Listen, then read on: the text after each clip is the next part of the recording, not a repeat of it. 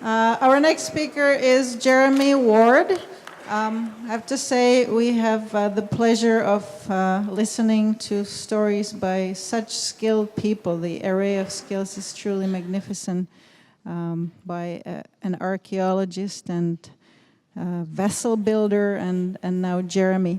Jeremy has coordinated in the past a field school for Trent University in the Nunavut community of Pangnirtang.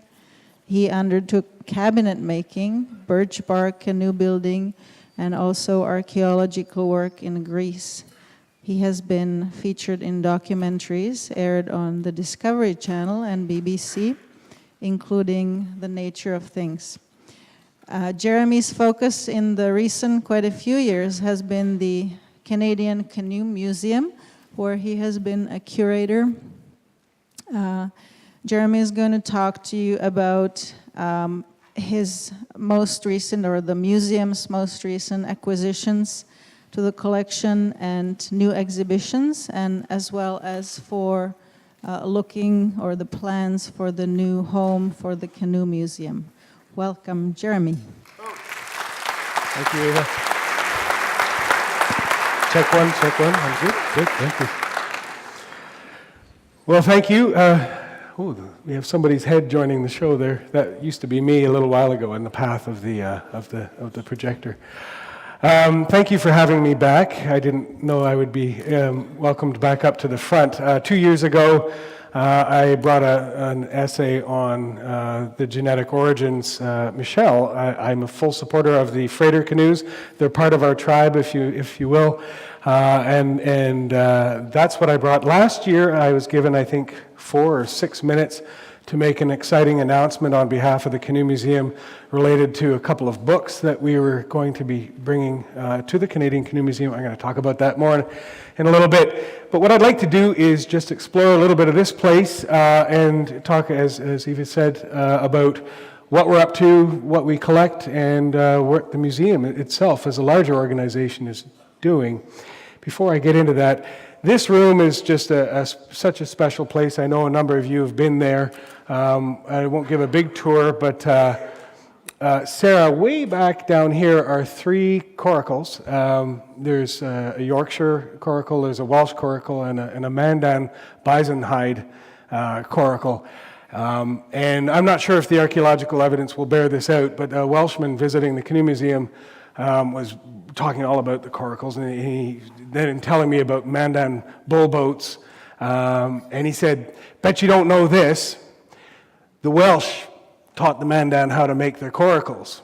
Now, I want you to imagine that, this armada of Welshmen in their round bull boats spinning, first of all, in the North Atlantic, coming across to North America, as he said, got to shore, left their coracles, walked overland to the American West, taught the Mandan how to make bull boats using bison hide, and then erased their footprints out of North America again. Anyway, they are found around the world. In this room are these amazing sub-collections. Mike Ranta, what great speakers we have here at this symposium. Mike, I missed your visit also. I was out of town when you came to the Canoe Museum. My colleagues are still talking about your presentation and just your general groovy approach to canoeing. Over here is that's too much caffeine, you can see with the laser. Over here is a little red kayak. It looks like a klepper, it looks like a full boat, looks like a Pioneer. We have a Soviet-era folding kayak as well. They're all sort of a genre, and there's this ragged old red one that was made by German prisoners of war brought out of the theater in Europe and sent to Long Lac in northwest Ontario to cut timber for the war effort.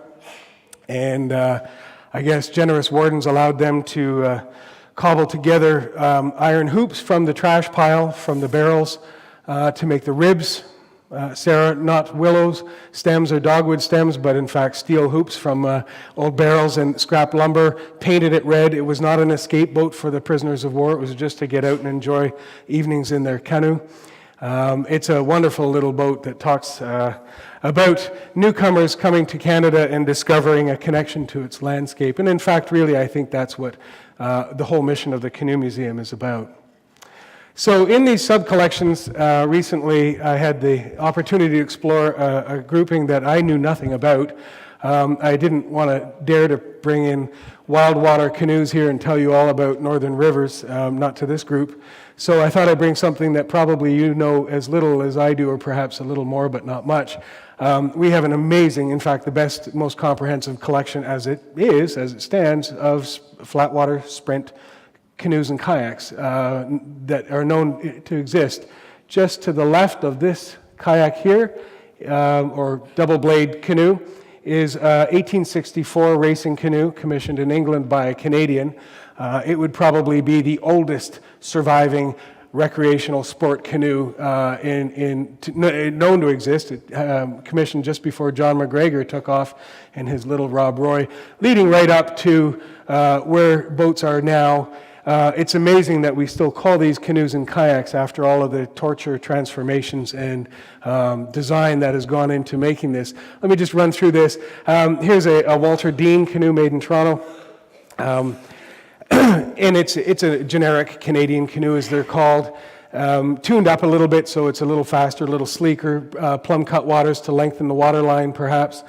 And Canadians keep, over the century and a half of racing, have always been promoting, certainly in its formative years, this idea of the open canoe as a real player, whereas Europe, the Brits and the Americans were much more enchanted with the decked-over double-blade canoe that was also favored by a friend of many of yours, Herb Pohl. He insisted it was called a canoe. That's in our collection. So at an American Canoeing Association meet, a fishing guide from Rice Lake just south of Peterborough shows up with one of these wretched boats and says, "I'd like to compete." And they say, "Well, we don't know where we're going to put you. I mean, look at all these other boats. They're decked over, the shallow double blades sitting on the ground." Some of them were actually standing doing this. They were just trying to figure out how to make these things go fast. So they plopped him in with all of these others, and Wallace disappointed everybody by winning. But not only that, he actually won smoking a pipe for the entire course. We like to remember that story on this side. By 1910, the canoe shape had to be standardized because you have long, you have short, you have all different manner. And they want to get as many events out of one boat, so the Peanut is developed internationally. This is a C1, C2, so a canoe, single blade, for one or for two. And it could also be what you might call today a K1 or a K2. So it could be a double blade or a single blade event for a single paddler or two paddlers. It's sort of a 4-in-1 unit. And that's the international standard shape. It's a canoe still. It's 30 inches wide, 16, then 17 feet long. Now, after the Second World War, we have this wonderful technology that was developed, including hot molded veneer, cooked in an autoclave, making an immediately watertight hull, very stiff, very light. And for the next 50 years, wooden canoes were still at the top of the heap in international sport. I mean, really, wood had been eclipsed in so many other fields, but baked mahogany veneer with phenolic resins in an autoclave gave you a wonderful piece of equipment. The war and afterwards also really gave a boost to watercraft design. They had all of these testing tanks for ships models that might be 16 feet long, but they were scale models of a cruiser, battleship, destroyer. And so what they found is they could actually put full-size canoes in these testing tanks and apply the same science and rigor to these. And one of the really amazing breakthroughs was a Danish designer named Samson who said, okay, well now, the canoes have to be 30 inches wide, or 0.52 meters wide because they're European, 5.2 meters long. But it doesn't say where that widest part has to be. What if we take that and we put that behind the paddler? Now, your stroke, because the canoeists, unlike the kayakers, they have to not only go forward, but they need to go forward in a relatively straight line using their paddle. So every now and then you have to throw in a J. And every time you do that, you lose a little horsepower off your boat and you slow down. So by moving the widest part behind the paddler, one of the advantages of that is it moves your paddle path from here to here. Just a little bit narrower forward in the business end of the boat. 30 inches, the judges say, well, I guess it's integral to the hull. Yeah, we're going to have to let it go. Next year, all of the boats look like Samson's design. This is the Delta, a real game changer in its day. And it dominates. Then for another decade or two, then the Polish team, they say, well, okay, actually, let's just look at these rules. You take, you see what's happening here? You take 30 inches or 0.52 meter, and you just pull it up, and those two splaying angles eventually hit your wide point, but down in the water line, now you're kind of a kayak. Oh, but wait a minute, the widest point of the canoe cannot also be the tallest. Right.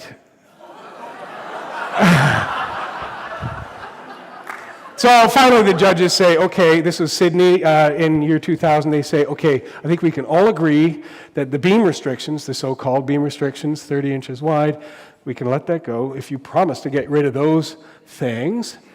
And today, the canoe is actually narrower than the kayak because it is only holding a foot and a knee. Fastest woman in the world, Canada has always been at the leading edge of this sport, certainly in the women's events. She is one of my favorite athletes ever born. Laurence Vincent Lapointe, she's an incredible spokesperson. She's an amazing talent, and of course she's also at the top of the game. Doing this exhibit on canoe racing, canoe sprint, a topic I wasn't terribly familiar with, just looked on in admiration and kind of puzzlement.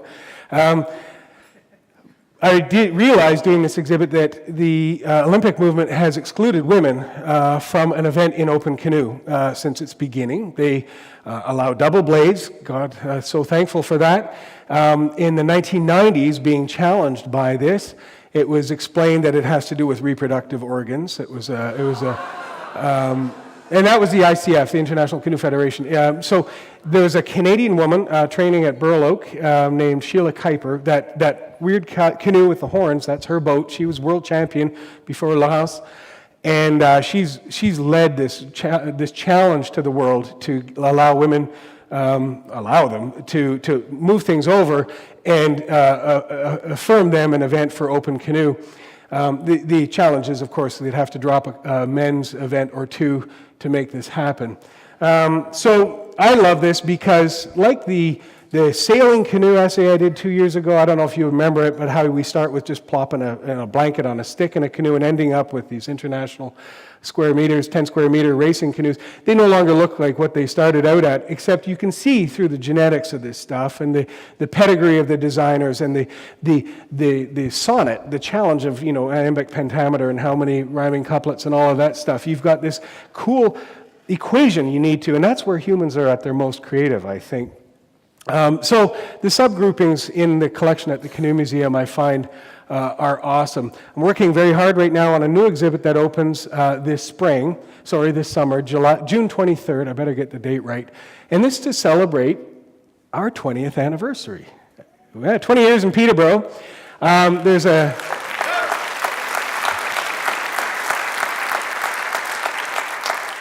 On behalf of all of us, I'll say at the Canoe Museum, I'll say thank you. Bruce, Carol, you're in the house. I know a number of other early Canoe Museum proponents and movers and shakers are also here, so maybe we'll all take some of that. Peterborough, sorry, Mike Ranty, Atikokan, I know we slug it out a bit with you guys for Canoe Capital, and the beautiful thing is most canoe communities in Canada, so I'm learning, would like to call themselves, and rightly so, Canoe Capital of Canada. Peterborough was very significant for a reason, and the reason was the canoe-making process in a way that had a legacy that moved into an actual industry was the birthplace of canoe-making no longer as a sculptural process, but as an assembly, ultimately an industrial method. The impetus, the momentum behind that was a canoe for the masses, really. Not to get too bogged down in this, I'll tell you how the exhibit goes maybe next year once it's finished. But there's a little line down here, and I couldn't miss the opportunity. We're going to lead this exhibit opening in June with a campaign to call out to Canadians, and indeed around the world, of course, with the internet. Is there a canoe in your family, and what's its story? I know there will be a lot of them in here, and it's a great way for us all to realize that through this process and the fact that canoes then became a connector for us and the landscape near and far. They really take a place in and they almost take a place in our family as they accumulate these little stories. So it's going to be some great reading, and it makes all of this stuff relevant if we're discovering the stories of today and considering them in light of the stories a long time ago. Michelle, I had a lot I was going to say about this, and I'm a little intimidated now to follow an archaeologist like you with this slide. It was too late to delete it.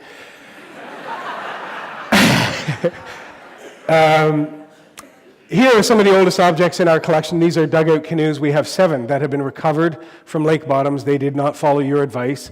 The people who pulled them out of the water and trucked them off to Kanawha Museum, where Kirk Whipper was gleefully collecting 600 and something canoes.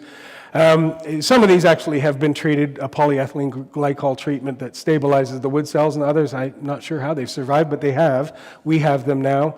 And the amazing thing is with global warming, they're still turning up. And these are photos taken, shown to me 2 weeks ago, and actually earlier than that this summer.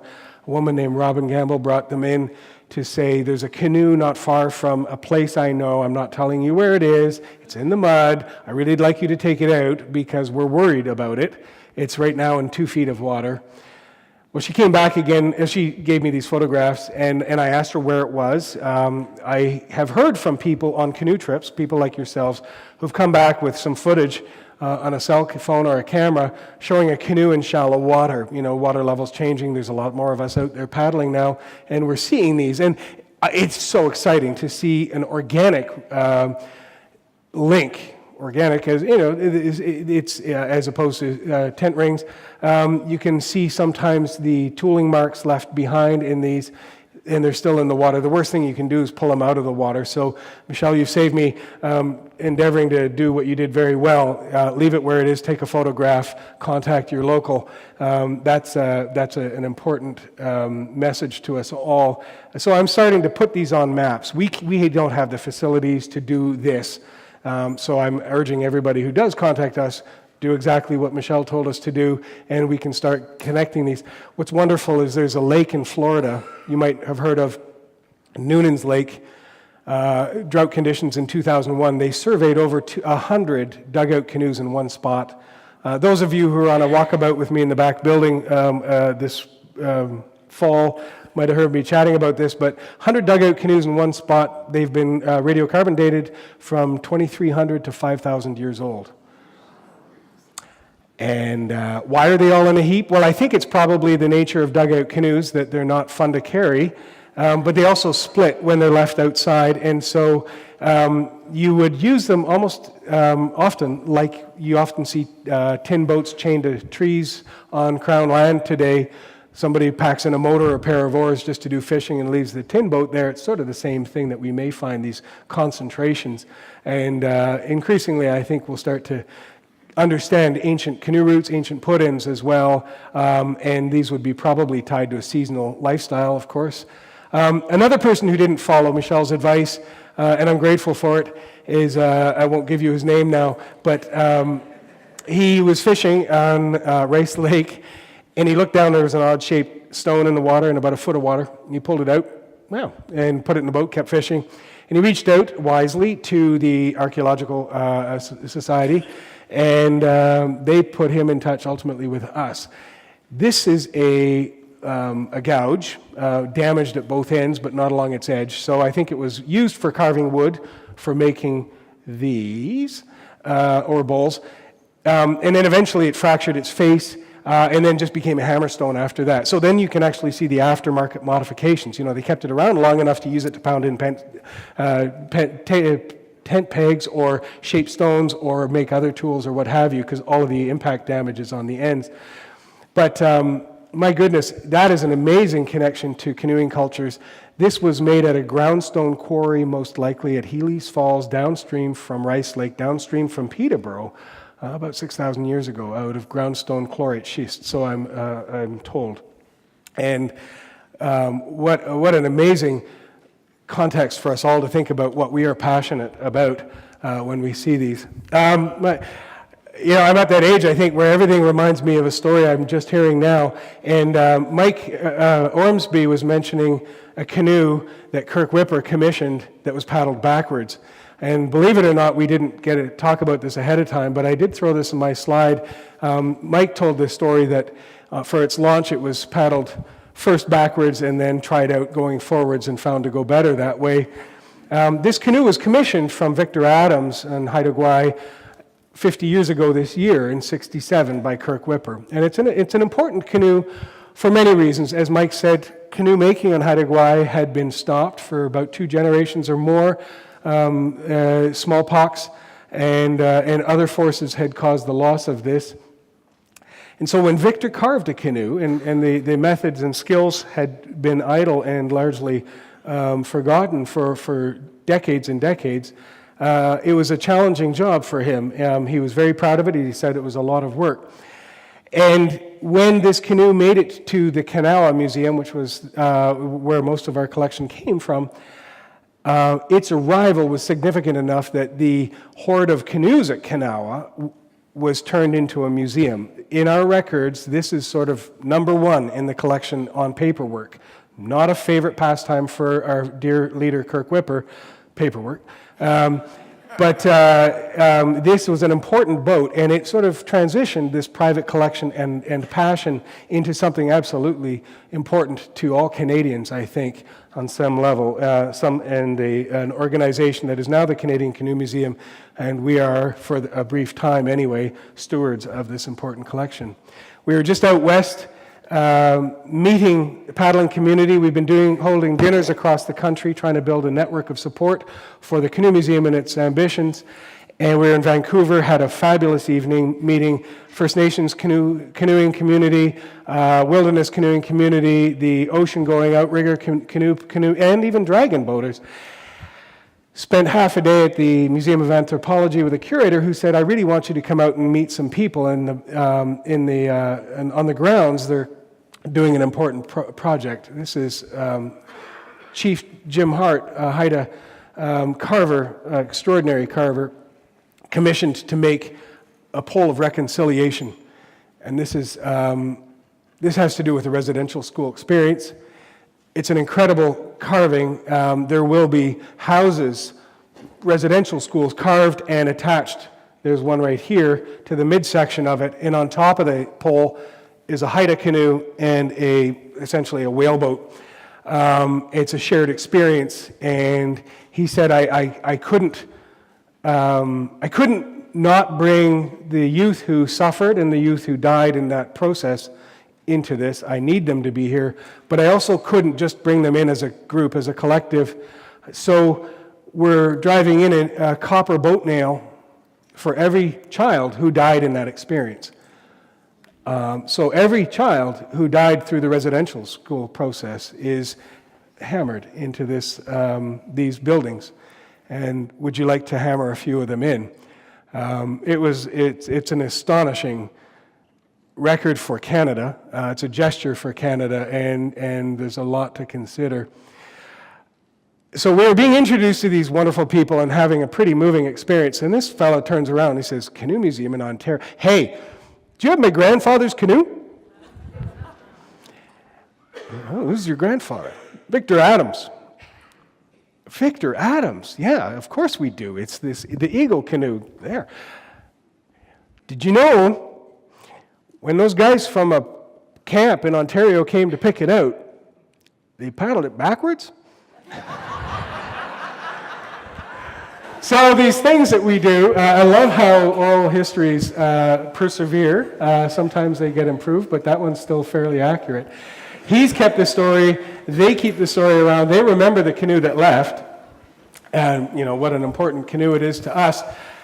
What I also love, too, is having met him, I have discovered that not only did Victor Adams make the canoe that turned the collection into a museum, but Victor's son and grandson today are making canoes.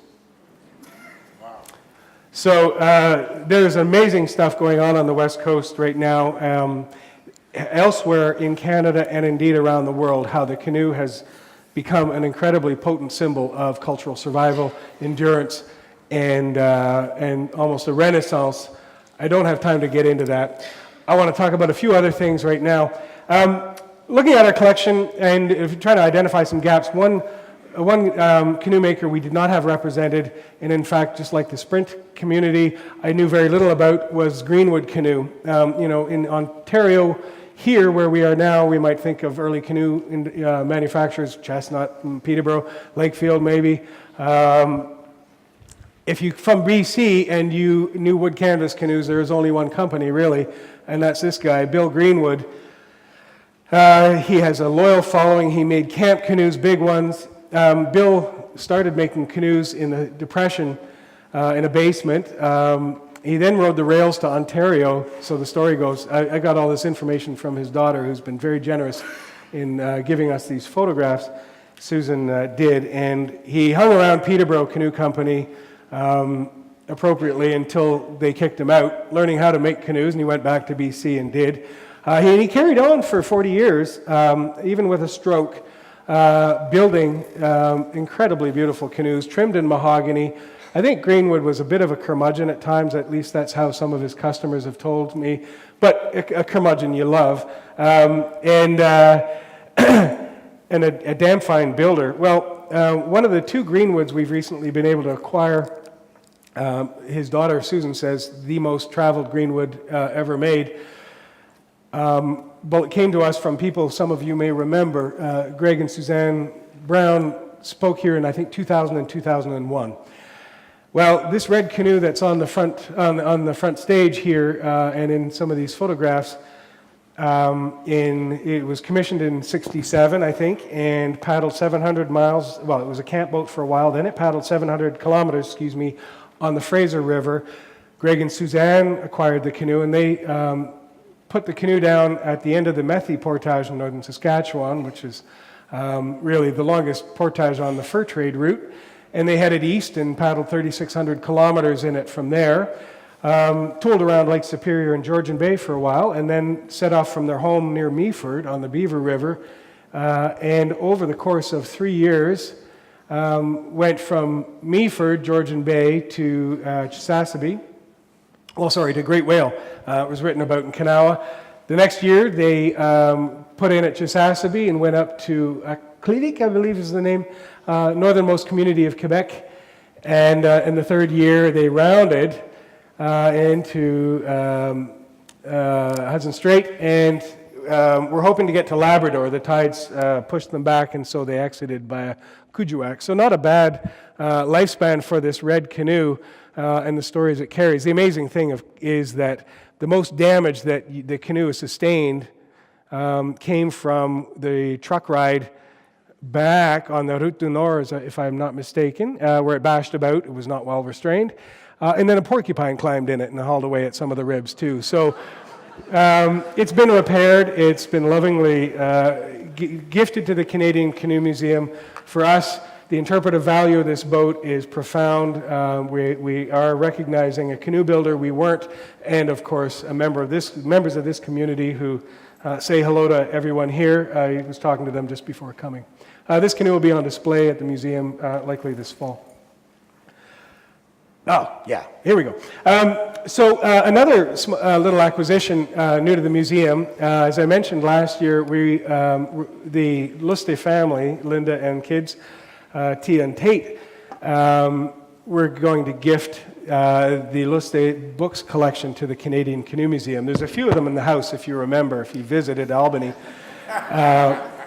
According to the appraisers, 14,000. And this summer, over the course of, Linda, how many? It was a lot of visits to your house, and we always came down in the heat wave. But I'm glad you didn't turn the air conditioning on. That was good. And we boxed up 30,000 pounds of books and returned them to the Canoe Museum. This is an incredible private collection. George and Linda, as you probably know, were building a personal library, but they were also building a collection that could become a bookstore. There were a lot of duplications, sometimes 6, sometimes 8, sometimes 12 of some titles. So we were able to, in fact, at the source, separate out the duplicates, collect the best representation from a title, put that into the collection that was going to be considered for the museum, and the duplicates are what we are right now. Of the lower value books, we're just trying to share with the community. So the 700 I brought down yesterday that hopefully you've had a chance to go through, they come from the duplicates setting, and we'll be working with that sub-collection for a good long time, I would say. I have to mention also that all proceeds from these sales, thank you very much, you shoppers, goes towards care of the collection and new acquisition. So this is really important. A museum like ours, we don't have a penny to buy artifacts. It's all by donation. And so having this allows us to improve the conservation treatment and supplies, but also occasionally have some money to snap up a new object. Don't tell anybody that, of course, because they'll never donate an object to us again. So that house, this is what 14,000 books looks like here in our collection storage facility next to the manufacturing molds. In fact, that's not all of them, all the Beaver magazines, and there are a lot of Beaver magazines, which are, of course, much heavier than books. Next year, as we have time to work through these, we'll be able to bring and share some of the Beavers with you. I've also offered to Canada's History magazine that we'll make sure that they have as complete a set as we can. They have nothing, virtually nothing in archive there, once we've taken care of our own needs. There's a portion of important rare books that have been condition reported, documented, and merged into the climate-controlled, secure, fire-protected portion of the museum. And as we're working through this, some real gems turn up. This is McClintock's 1850 account looking for Franklin, and brings to the world the first puzzling, enigmatic double entry of last records from the Erebus and the Terror. You probably know the story very well, but enchanting, just inside the cover is an inscription by Lady Franklin to another person. Thank you for all that you've done in her own hand. Another object new to our collection is a canoe that was beloved commissioned by Robert Bateman. And this is a 13-foot canoe made by this woman here. May Minto, another canoe builder not represented. We'd been looking. In the 1970s, Bateman commissioned this 13-foot canoe from May. She said she put on the varnish extra thick. She made a good sturdy canoe, but they're a sweet, perfect little boat. I mean, I've heard that people say, oh, those Mays, Minto canoes, you could put a moose in the 13-foot. And that's probably because it was made of magic. You couldn't put a moose in a 13-foot canoe, even if it was 8 feet wide. But Bateman, like Tom Thompson, chose to paint his own canoe, a color of his own choosing, loved it. He used it to get out, just to absorb nature near his lodge in Ontario, near Carnarvon. He drew some inspiration, did some sketchings with the canoe, and even made it the feature of one of his big oils. And so here's our little Minto canoe, new to the Canoe Museum. I went up to pick it up to film him paddling it one last time, and when I got there, he had the canoe flipped over on some sawhorses. He was touching up the paint. He'd mixed up his Grumbacher paints or Winsor Newtons, and he was getting the color just right and touching up. He said the grandkids had come up to say goodbye to the cottage because that was also selling. And they took the Minto for a spin and they beat the heck out of it. So he was touching up the paint before it went to a museum, which I love. This canoe will be a centerpiece to a traveling exhibit we'll do in 2018, which explores the connection between artists, the landscape, and of course, the canoe. A landscape and the canoe. Well, if there ever was one, this is us, and this is an incredible piece that there, I've got her source.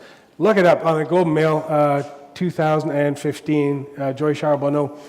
I threw this little detail from it because we saw this last night in sat photos, but my goodness, when you see it as a rendered like this is a landscape connected by water, knowledge of canoe routes, and the canoe is that link that connects us all. 2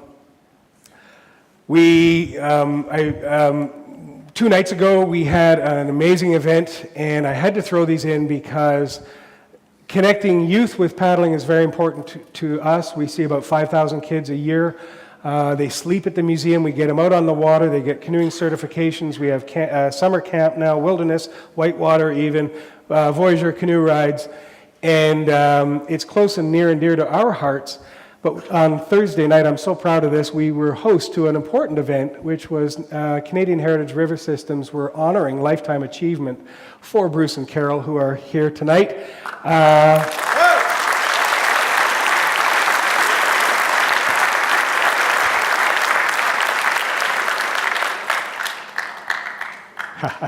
Right over here. I won't laser beam you. There we go. Thank you.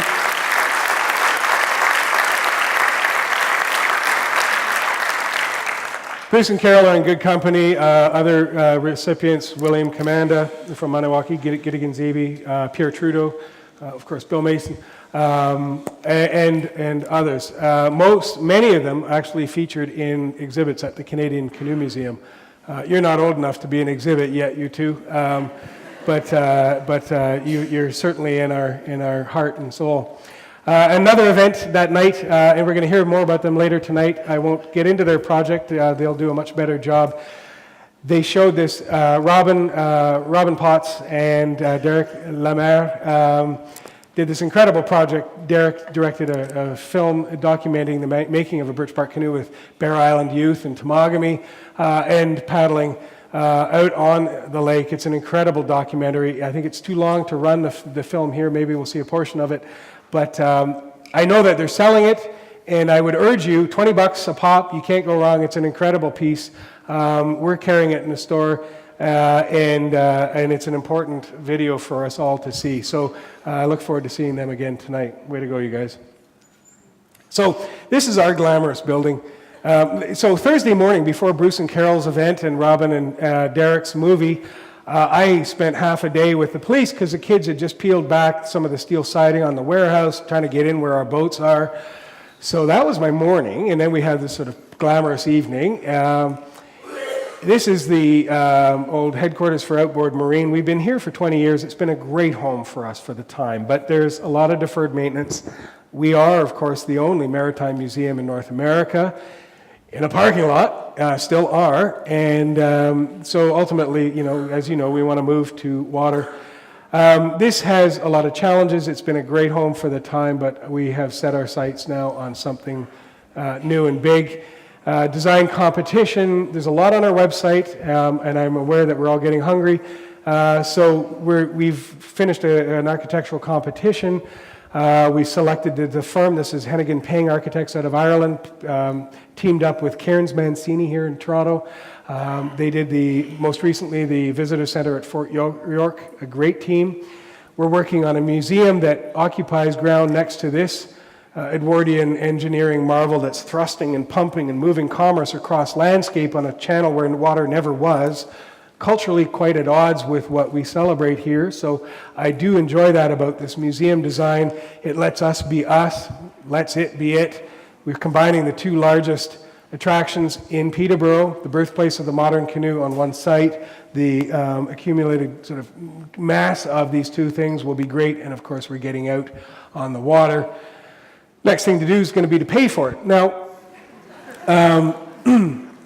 Friday morning, okay, this is after I met with the police and had a half day. Now I also still had to go back and fix holes that they had pounded through a section of the wall with a hammer. Friday morning, we have some pretty big news for us, and that is an announcement with Cultural Spaces Fund. This is through Canadian Heritage. This is the first tranche on a grant that we've been working on now. I work with a really great team of staff, volunteers, and board. And this is a $1.4 million announcement for the Canadian Canoe Museum's redevelopment.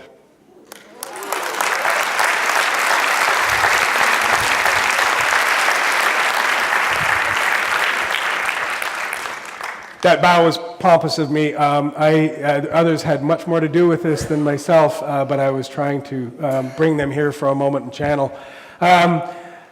Minister of Status of Women, Mary Monsef, and our local MP making the announcement. This is getting us engaging now with the consultants, so the architects, the exhibit designers, the geotechnical, all of the things that we need to do to get from the concept drawing to building plans. 1.44. It was a grant, it was a matching grant, so hats off to the team back at Peterborough. We were able to raise 1.7 for our portion, so we've in the last year. So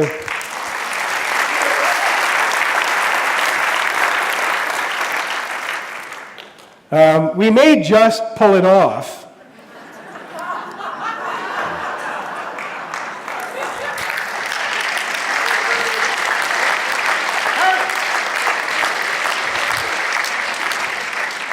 Ladies and gentlemen, at the front of the room here, I got a great text panel with great photos of Greg and Suzanne's canoe, Bill Greenwood's boat. Next to it are some brochures. I know most of you know us, but if you know anybody who would like to know us, grab some of the rack cards. There's also membership forms. There's also pledge forms, donation forms. It's never too late to get started getting to know us. Certainly a membership is a great way for us to be talking to you. So I want to thank you for your time, for having me here, Alex and the rest of the WCA team. It's been a real honor. Thank you.